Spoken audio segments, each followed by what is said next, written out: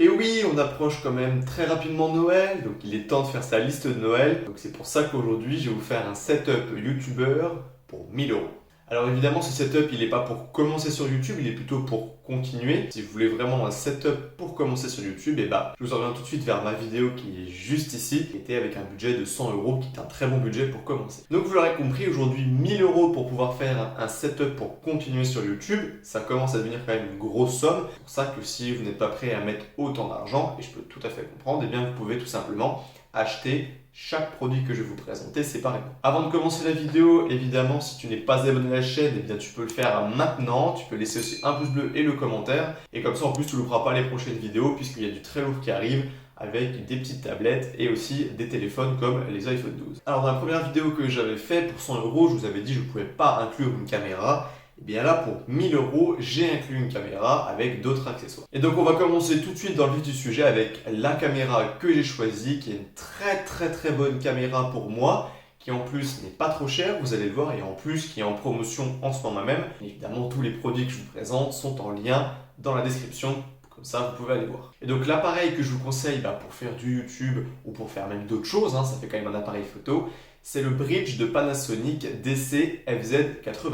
Donc comme je le dis, c'est un bridge, donc ce qui veut dire que l'objectif n'est pas interchangeable. C'est un petit peu la différence entre un hybride et un réflexe. Parce que là, du coup, l'objectif vraiment reste dans l'appareil photo, on ne peut pas l'enlever. Il coûte 299 euros. Il est compris en plus avec une sacoche. Vous avez aussi une deuxième batterie, comme ça vous permet de filmer pour une plus longue durée. Vous pouvez faire de la 4K, donc pour filmer sur YouTube, c'est génial. Pour 300 euros, c'est vraiment excellent.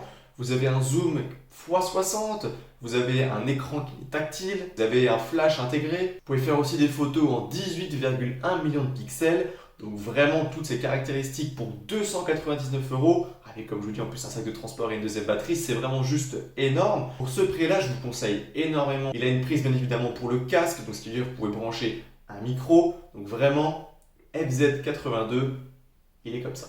Et ensuite, tant qu'on a l'appareil photo, comme je disais, il faut pouvoir le poser, donc il va falloir un trépied. Là, vous pouvez très bien prendre des premiers trépieds que je vous présentais, moins chers. Mais ce que je vais vous présenter, c'est quand même un trépied de bonne facture. Il coûte 99 euros, c'est de la marque Manfrotto. Tous ceux qui connaissent la marque Manfrotto savent quoi ils font des très bons produits. Donc le trépied va de 44,5 cm à 1,65 m.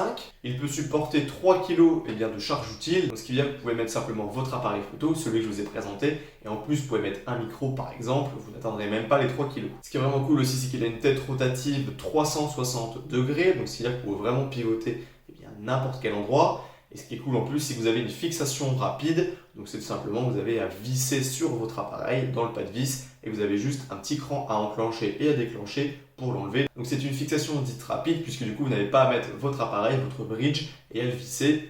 C'est juste un petit clip pour l'enlever et pour le mettre. Et maintenant du coup qu'on a le trépied, que vous avez votre caméra, il faut le son. Alors vous pouvez utiliser les micros des appareils. Mais bon, quand vous continuez à faire un petit peu sur YouTube, etc., il faut monter en gamme. On utilise des micros externes. Donc il y a plusieurs catégories de micros externes. Celui que je vais vous présenter aujourd'hui, c'est un micro tout simplement directionnel qui se branche directement sur votre appareil. Et donc je vais vous proposer le Video Mic Pro Plus qui coûte lui 199 euros. Alors il n'est pas donné, mais c'est honnêtement un très bon rapport qualité-prix. C'est même très utilisé alors d'aujourd'hui, tous les vidéastes, gros vidéastes même utilisent ce micro. Donc c'est un micro qui se branche directement sur le sabot de votre appareil, donc la partie supérieure. C'est vraiment cool, vraiment très pratique comme fixation. Il y a un câble 3,5 mm de fourni avec, comme ça vous n'avez plus qu'à le brancher sur votre appareil. Il fonctionne sur batterie et pour le recharger du coup vous pouvez mettre des piles, vous pouvez mettre même sur secteur. C'est un micro directionnel donc qui est vraiment pris un petit peu micro tubulaire en fait qui va prendre la voix de devant. Donc quand vous faites sur YouTube, c'est un micro du coup qui est très apprécié. Sa sensibilité aussi est très bonne, elle détecte à partir de moins 33 décibels, vraiment très bien. Puis en plus vous avez un petit switch sur le derrière pour pouvoir changer entre 3 gains disponibles, moins 20, 0 et 20 décibels, ce qui permet du coup entre boîtiers, si vous en avez plusieurs, de modifier un petit peu les paramètres avant l'enregistrement. Et maintenant qu'on a la caméra, le trépied, un micro, il manque encore quelque chose qui est vraiment très important, je vous l'avais déjà dit la dernière fois, c'est la lumière. Donc maintenant on va passer à la lumière c'est très important, je vous le répète à chaque fois, et n'achetez pas, je vous mets en garde, des lumières à 60-70 euros qu'on voit sur Amazon. N'achetez vraiment pas ça, c'est de très mauvaise qualité. La lumière, ça coûte cher, on le sait. Et c'est pour ça du coup que je vous oriente vers une marque très connue qui s'appelle Starblitz. Et le kit que je vais vous présenter coûte plus cher que la caméra, il coûte 400 € pour de la lumière, c'est vraiment très cher. Et avec ça, du coup, vous avez bien deux lumières de 200 watts. Vous avez un parapluie et une softbox aussi d'incluse dans le pack, deux supports, un sac de transport. Les deux torches de lumière peuvent en plus être synchronisées avec un appareil. Quand par exemple vous faites une photo, dans les studios photo, vous avez le flash des parapluies et de la softbox qui se mettent en même temps. L'intensité de la lumière aussi est réglable à l'arrière, donc ça c'est vraiment cool aussi. Et comme je vous le dis, c'est vraiment très important la lumière, alors ne négligez pas ce paramètre. Et bien voilà, donc on doit être pas très loin des 1000 € comme d'habitude, 995, 996 €.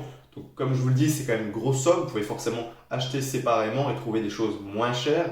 Moi, c'est ce que je vous recommande. Vraiment, ma première recommandation, c'est vraiment sur le bridge que je vous ai présenté à 299 €, qui fait de la 4K, qui zoome en x60, un écran tactile, enfin vraiment qui est juste génial. Et comme d'habitude, de toute façon, tous les liens en description. Et bien, c'est la fin de la vidéo. J'espère qu'elle vous a plu. Comme je vous dis, on se retrouve très prochainement pour plein de vidéos sur les smartphones, etc. Il y a beaucoup de choses qui arrivent.